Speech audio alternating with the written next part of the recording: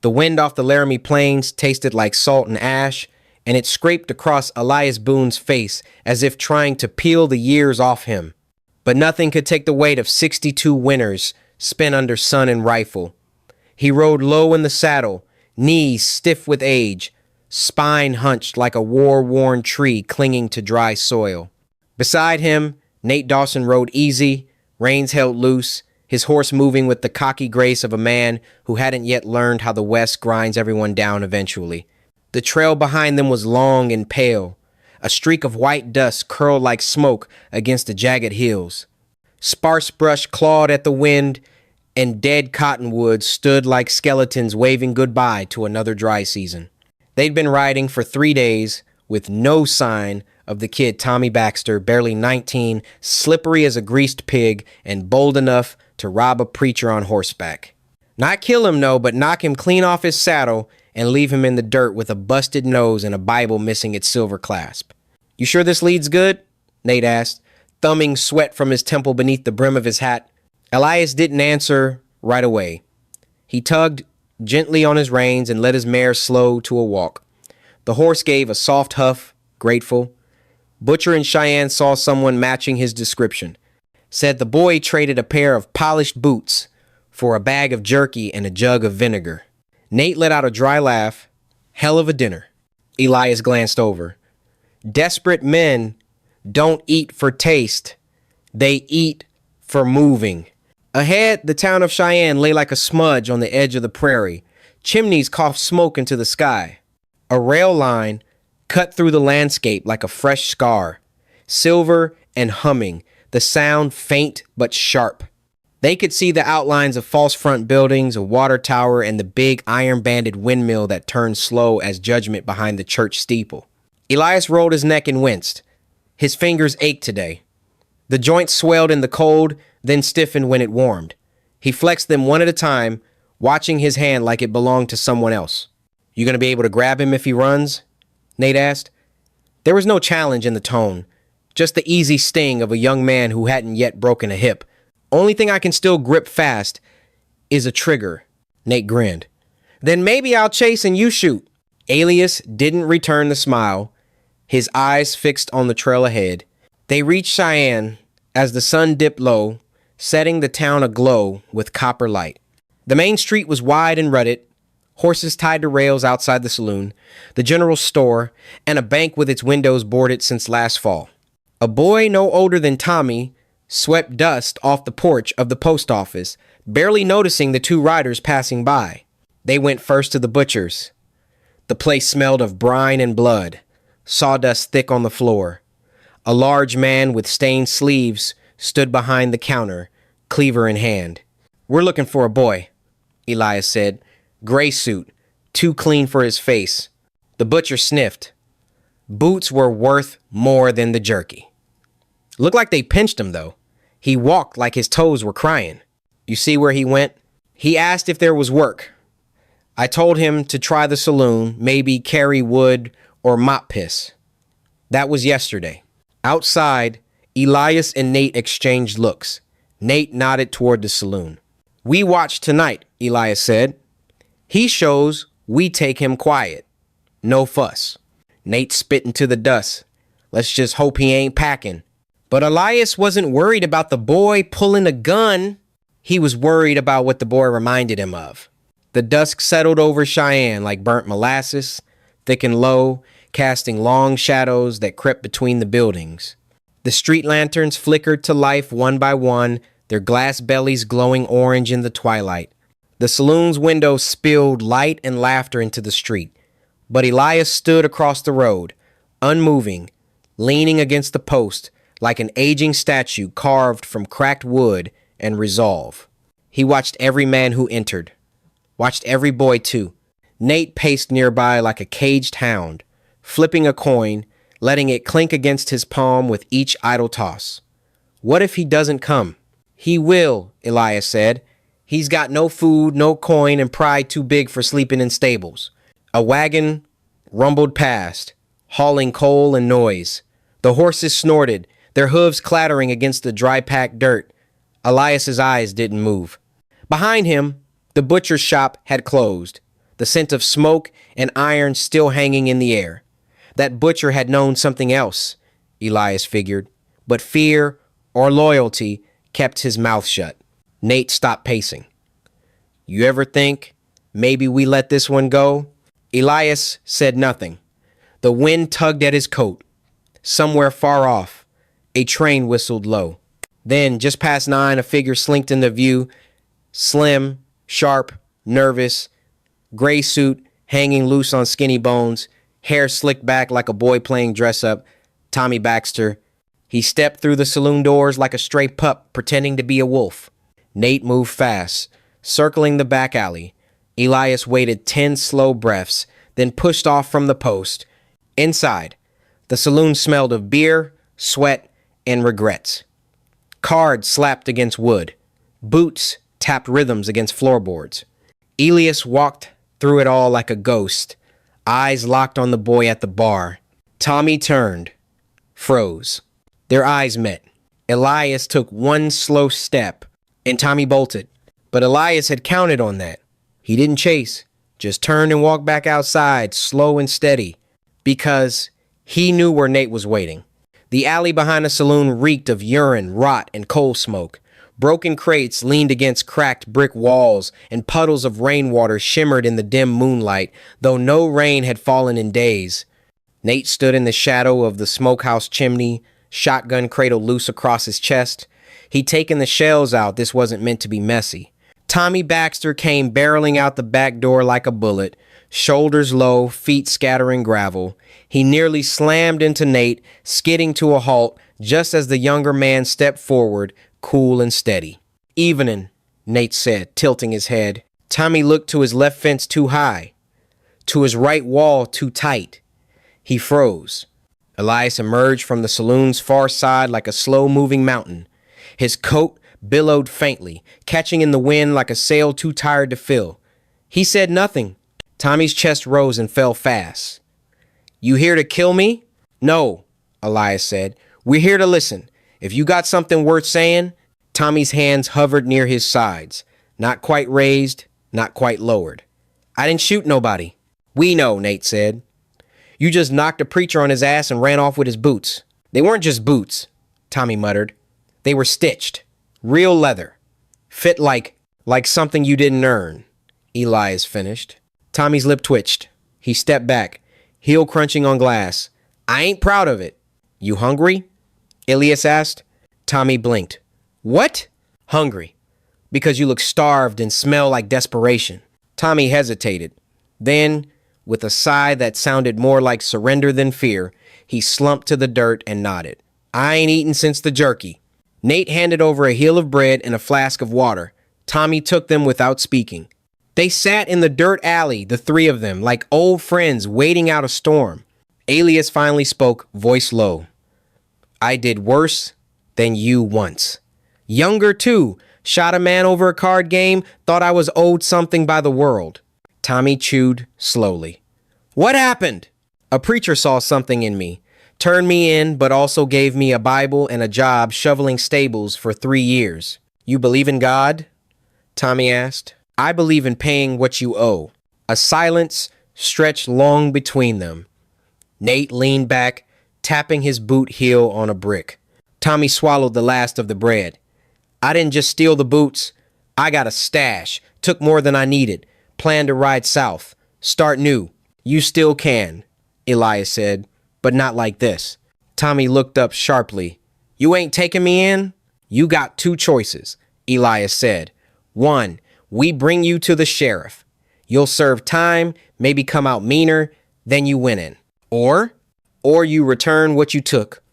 Apologize to that preacher. And tomorrow morning, you walk into Hank Merriman's smithy. He's got arthritis bad as me, needs hands that still move quick. Tommy stared between them, suspicion creeping into his eyes. Why? Elias met his gaze. Because I know what it's like to be young, scared, and too dumb to see a way out. Tommy looked at Nate. Nate just shrugged. Don't ask me. I wanted to shoot you. That drew the ghost of a smile. Tommy nodded slowly. All right, I'll take the second road. Good, Elias said. We'll go with you to the stash. Then you sleep at my campfire. And if you run, I won't." Elias offered his hand. Tommy looked at it, then shook it. The deal was struck beneath a sky full of dust and stars. 3 men sat in the dirt and rewrote the ending of a story that was supposed to end with shackles or gunfire. And for once, the West let someone walk free. Morning in Cheyenne came hard and golden, the kind of morning that smelled like dust, coffee, and iron. The sun crept slowly over the eastern hills, painting long fingers of light across the rooftops and glinting off the rails that split the land like a promise never kept. Elias stood near the campfire, rolling his shoulders, trying to wake up his stiff joints. The night had been cold, and his bones screamed like rusted hinges. Tommy was already awake, sitting cross-legged, his stolen gray suit wrinkled and torn at the cuffs. Beside him, a small burlap sack lay folded shut his stash, the stolen goods. His eyes looked hollow, but focused. He hadn't run. Not in the night, not at dawn. That counted for something. "You sure about this?" Nate asked from the saddle, sipping coffee from a tin cup. Elias nodded. "Yeah. Let's see if the boy keeps his word." They rode together through the waking town, past the blacksmith shop where the hiss of coal and clang of metal had not yet begun. A dog barked behind a fence. A woman emptied a chamber pot into the street. Somewhere, a piano played a sour note in an upstairs room. Their first stop was the preacher's house. The Reverend, an older man with a thick beard and sad eyes, answered the door in shirt sleeves. He stared at Tommy like a ghost had come knocking. "I brought back what I took," Tommy said, holding out the sack. The preacher opened it slowly. Inside were the silver-clasped Bible, a pocket watch, and a few other small things. Elias recognized the look on the preacher's face. Not shock, not anger. Relief. "I didn't expect," the preacher began. "You shouldn't have to," Elias said.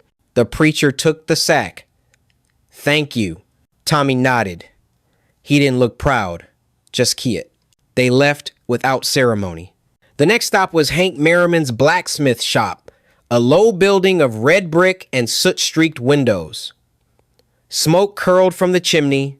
Inside, the clang of iron on iron began to echo as Hank struck his first piece of the day. He was a big man, belly hanging over his apron, arms like oak limbs. When they entered, he looked up from his anvil with a scowl. "If you're here about that damn horseshoe job, I told Clara I'd get to it." "This boy's looking for work," Elias interrupted. Hank looked Tommy over. "That so?" Tommy nodded. "I got fast hands. I can sweep, lift, run errands." "You ever held a hammer?" "Not like yours." Hank eyed Elias. "This a favor?" "It's a bet," Elias said. "I bet you'll be glad you said yes." Hank grunted. "Don't make me regret it." Tommy stepped forward. "I won't." Elias and Nate stepped out into the street. The clang of metal behind them was rhythmic, like a heartbeat finding its pace. "Well, I'll be damned," Nate muttered. "You just might," Elias replied, cracking a rare smile. They mounted their horses and turned toward the edge of town. Behind them, Cheyenne came alive. A man hammering nails into a storefront sign, a milk cart rattling over loose stones, 2 boys racing barefoot through the mud. Tommy didn't call out to them. He didn't wave. He just picked up a broom and started sweeping coal dust into a pile. That afternoon, the wind picked up. Elias and Nate rode into it, hats pulled low, dust curling up around their horses' hooves. "You think he'll stay?" Nate asked. "No one stays forever," Elias said, "but he might stay long enough to matter." They rode in silence for a time. The land opened up ahead, empty plains, wide sky, nothing but questions on the horizon. Behind them, a boy began shaping iron not with theft or speed, but sweat and rhythm. And for the first time in a long while, Elias Boone felt like maybe the West hadn't forgotten how to forgive. The third morning in Cheyenne rose with a sky washed in steel blue and silence. The storm that had threatened on the horizon for 2 days finally rolled in during the night, soft at first, then loud and relentless. By sunrise, the streets were rivers of mud. and the iron roofs clattered under rain like wagon wheels on rock. Elias Boone sat under the overhang of a feed store, hunched into his coat. His joints felt like they'd been hammered by the heavens. He held his battered hat in one hand, watching the storm ease into drizzle. Across the street, the blacksmith's forge was already roaring. Orange fire spilled out onto the wet street like the sun leaking through a crack in the world.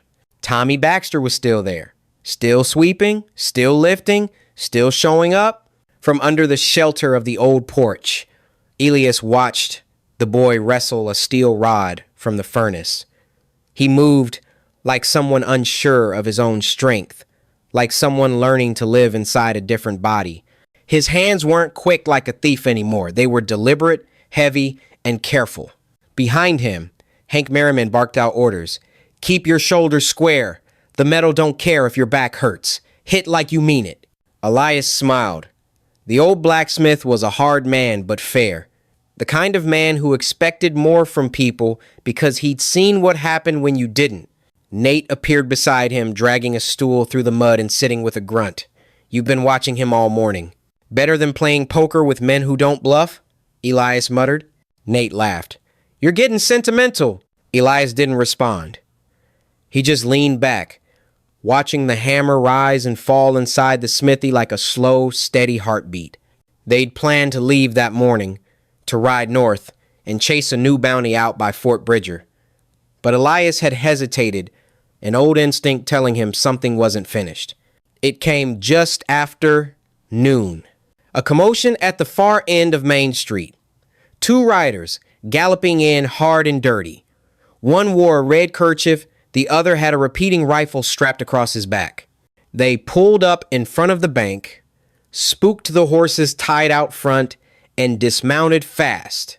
Elias stood. Nate was already up beside him. They look familiar? Tout familiar, Elias said. The men stormed into the bank, guns drawn. The street froze. Elias crossed it like he'd done it 1,000 times, boots splashing in puddles, coat flapping, revolver drawn but low. Nate followed close, hand resting on the butt of his pistol. Inside the smithy, Hank bellowed a curse, yanking Tommy back from the door. Stay inside, he barked. You ain't ready for what's out there. But Tommy stepped forward. Across the street, Elias kicked open the bank swinging doors. Inside, one of the men was already shouting at the clerk, a sawed-off shotgun leveled at the teller's chest. The other was dragging a young woman by the collar, using her like a human shield. Elias raised his voice. Boys, that's enough. The man with the woman turned. His eyes were wild. Who the hell? Before he finished, a hammer rang out behind him. Tommy Baxter had crossed the street, rain on his shoulders, soot still on his cheeks, holding a length of raw iron glowing red from the forge. I said, drop it, he growled. The moment froze. Even Elias flinched. The robber twitched, then moved. Not to shoot, but to shove the woman. Elias fired. The man collapsed. Nate tackled the second one, knocking him into a pile of coins and ledgers. The air filled with smoke and shouts. When it cleared, the robbers were bound, the woman safe, and the whole town standing outside in the drizzle, stunned. Tommy looked down at the iron in his hands.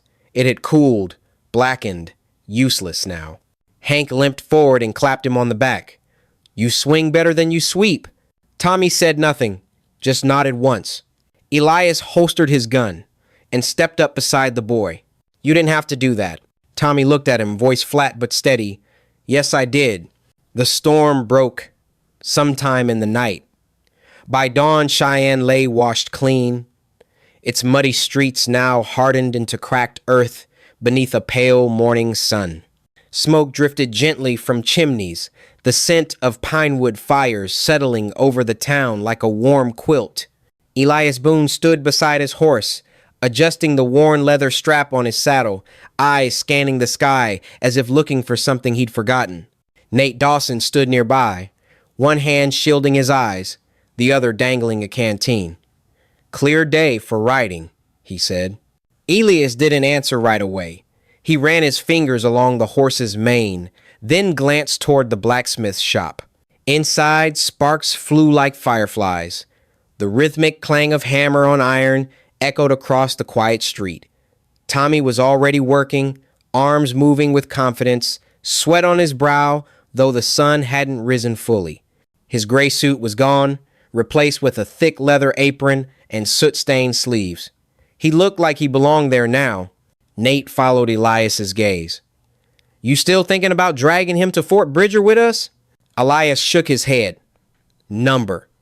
That boy's already made his choice, and it's better than anything we'd give him." They watched as Hank barked something across the forge, and Tommy answered with a grunt and a harder swing of the hammer.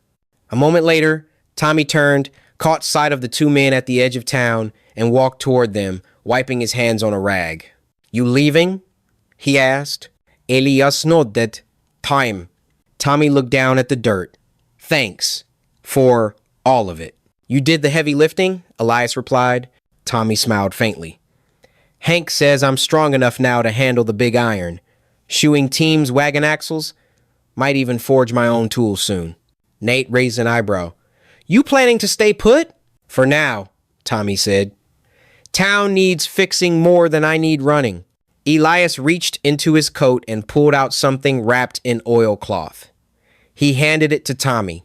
The boy unwrapped it slowly. Inside was a 6-shooter, old but clean, Elias's spare. The one he hadn't fired in years. "I'm not," Tommy began. Elias stopped him. "You won't need it, but keep it close, just in case the world forgets who you're trying to be." Tommy nodded, eyes glinting, with something between pride and burden. Nate stepped forward, offering a hand. "You ever get tired of hammering horseshoes? Come find us. There's always trouble worth riding toward." Tommy shook it. "I'll remember that." The sun rose higher. Elias swung into his saddle with a grunt, bones creaking. Nate did the same. The town was waking behind them, doors opening, children laughing somewhere near the church, someone hammering a new sign into the general store. As they rode out, Elias looked back once. Tommy was still standing there, the revolver in one hand, the rag in the other, sun on his shoulders. He didn't wave, didn't need to. He turned and walked back into the forge. The hammer rang again. The sound faded as the two riders moved west, hooves thudding against dry earth. The prairie stretched before them, wide and waiting. After a long silence, Nate said, "Feels strange, leaving something behind and knowing it won't fall apart." Elias smiled under his breath. "Maybe we didn't leave it. Maybe we just helped build it." Ahead of them, the sky widened into endless blue. Behind them, in a quiet town in Wyoming, redemption burned brighter than iron.